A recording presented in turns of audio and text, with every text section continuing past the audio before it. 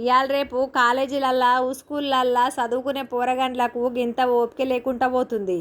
అరే తల్లిదండ్రులను ఎట్లా చూసుకోవాలి, గురువులను ఎట్లా గౌరవించాలి, గింత అర్థం పర్థం లేకుండా పోతుంది ఇవాళ రేపు పోరగండ్లకు. అరే థాయిలాండ్లో ఏమైందో చూడరాదుర్రిగా. థాయిలాండ్లో ఉన్న ఉతాయ్ థాని ప్రావిన్స్లో ఒక స్కూల్లో 11వ తరగతి చదువుతున్న విద్యార్థి చేసిన ఘనకార్యం చూస్తే మీరేమంటారో చూడాలి మరి. క్లాస్ రూమ్లోనే టీచర్ మీద దాడి చేసిండు. అరే ఏమైందంటే లెక్కల పరీక్ష పెట్టింది టీచరు. గా పరీక్షలో మరి ఈయన చక్కగా చదువుకొని రాస్తే మంచి మార్కులు వస్తాయి, కానీ చక్కగా చదువుకోకపోతేనే కదా 2 మార్కులు తక్కువ వచ్చినాయి.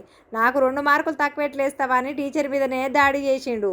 కాలుతో తన్ని మస్తు గుద్ది వదిలిపెట్టిండటనులా. గట్ల చేసే వరకు పాపం టీచర్కి మస్తు దెబ్బలు తగిలినాయి. తీసుకుపోయిర్రు దవాఖానకు. అరే ఇవాళ రేపు పోరగాళ్ళకు గింత అర్థం పర్థం ఉందా? గురువులంటే దేవునితో సమానము, ఎట్లా చూసుకోవాలి? దేవుని ఎట్లా చూస్తాం మనము? పూజ చేస్తాం పొద్దుగాలు లేస్తే. అరే గురువుని గౌరవించినోడు రేపటి నాడు ప్రయోజకుడు అవుతాడా? తల్లిదండ్రులకు కానీ గురువులకు కానీ మంచిగా గౌరవించేటోడు ప్రయోజకుడు అవుతాడు అని కామెంట్లు పెడుతున్నారు నెటిజన్లు. మరి మీరేమనుకుంటున్నారు? కామెంట్ రాయండి.